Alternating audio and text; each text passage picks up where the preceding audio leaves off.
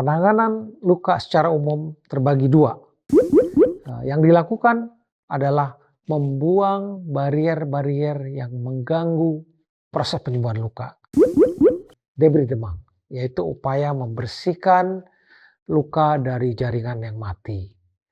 Kita bisa lakukan dengan 5 cara.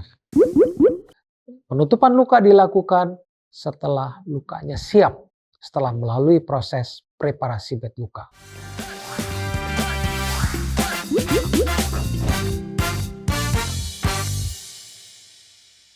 Prof. David C. Yang sulit kita mudahkan. Jumpa lagi bersama saya, Prof. David. Semoga para sobat Prof. David senantiasa dalam keadaan sehat dan bahagia.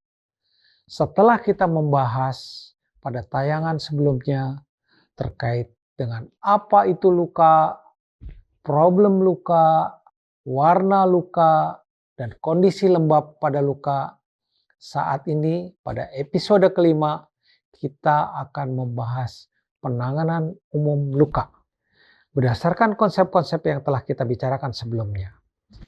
Para sobat Prof. David, penanganan luka secara umum terbagi dua, yaitu preparasi bed luka dan penutupan luka.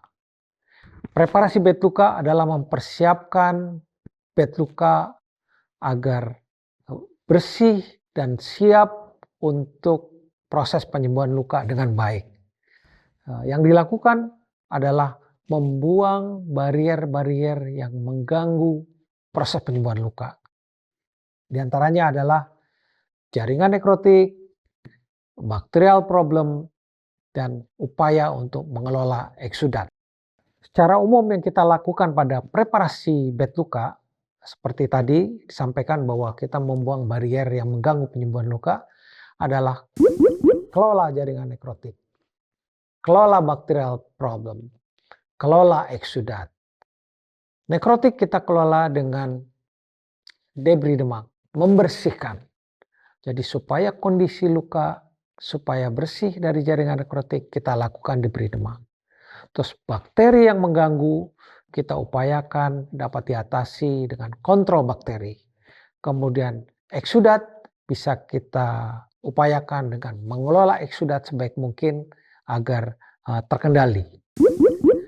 Untuk mengatasi problem nekrotik, kita mengatasinya dengan debris demam, yaitu upaya membersihkan luka dari jaringan yang mati. Kita bisa lakukan dengan 5 cara. Yang pertama adalah debris demam secara surgical dengan pembedahan. Jadi kita membuang jaringan nekrotik dengan cara pembedahan dengan pisau secara tajam untuk membuang jaringan yang mati tadi.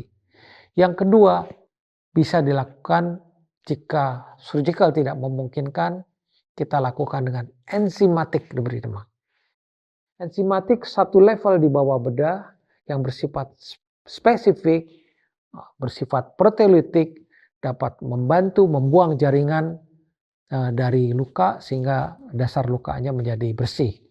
Yang ketiga, bisa dengan mechanical, dengan prinsip gauze debris demam, wet to dry dressing. Yang keempat adalah otolytic debris demam. Otolytic debris demam ini bisa kita lakukan dengan membuat kondisi moist. Dalam kondisi moist akan mengaktifkan enzim-enzim tubuh yang bersifat proteolitik agar dapat membersihkan secara mandiri. Namun tidak sekuat enzim. Karena kalau enzim adalah proteolitik yang memang diberikan untuk mengatasi jaringan nekrotik. Yang kelima adalah biological debris demam. Biasa kita menggunakan maggot atau belatung untuk membantu proses pembersihan luka. Yang kedua adalah kontrol bakteri. Upaya kontrol bakteri ini bisa kita lakukan dengan memberikan antibakterial. Antibakterial yang populer untuk perawatan luka modern adalah silver. Dan itu menjadi bagian penting untuk mengatasi berkembangnya bakteri yang menjadi problem pada penyembuhan luka. Berikutnya adalah kontrol eksudat. Kontrol eksudat adalah upaya untuk membuat kondisi luka menjadi moist. Jadi kita mengkondisikan luka yang basah diserap supaya menjadi moist atau kering menjadi moist. Tapi utamanya biasanya problem eksudat adalah eksudat yang berlebih dan kita membutuhkan absorbent dressing. Nah, nanti kita akan bahas terkait absorbent dressing pada penanganan berikutnya. Para sahabat Prof. David, setelah tahapan preparasi bed luka, kita akan lanjutkan dengan penutupan luka. Apa itu penutupan luka? Adalah suatu upaya menghamparkan epitel di atas permukaan luka dalam rangka menuju kesembuhan. Penutupan luka dilakukan setelah lukanya siap, setelah melalui proses preparasi bed luka. Apa saja jenis penutupan luka yang bisa dilakukan?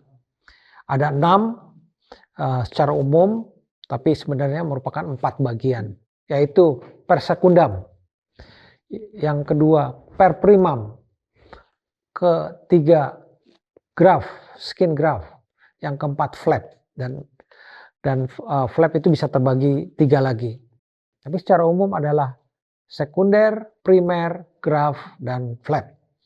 Sekunder adalah penyembuhan atau menjalarnya epitel secara mandiri, migrasi epitel, dan tumbuh epitel untuk menutupi permukaan luka. Yang kedua, primer adalah upaya menjahit luka yang terbuka untuk dipertemukan epitelnya dari tepi menuju tepi sehingga kita bisa mentautkan tepi luka yang berepitel. Yang ketiga adalah skin grafting. Kita mengambil atau mencangkok kulit, kita ambil kulit dari bagian lain untuk menutupi permukaan luka. Yang berikutnya adalah flap. Flap adalah memindahkan kulit yang mempunyai vaskularisasi sendiri dan itu hasilnya lebih baik. Lalu, jadi bagaimana kita kalau sudah melakukan tahapan preparasi bed luka, penutupan luka, bagaimana kita menilai luka ini sudah sembuh atau belum? Jawabannya singkat. Begitu luka tertutup epitel, kita nyatakan sembuh sederhana.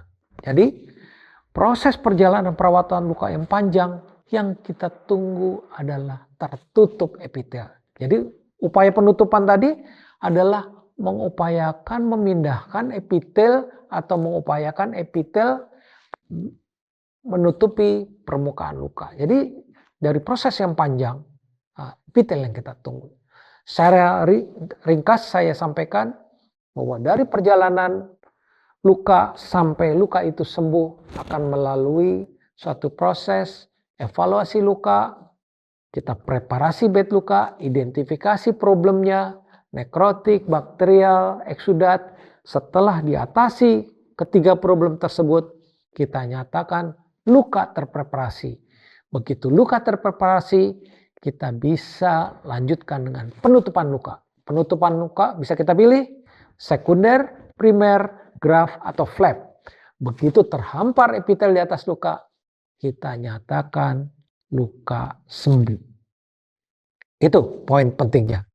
Dan secara umum kita telah sampaikan penanganan umum untuk merawat luka dengan tahapan-tahapan yang tadi telah saya sampaikan.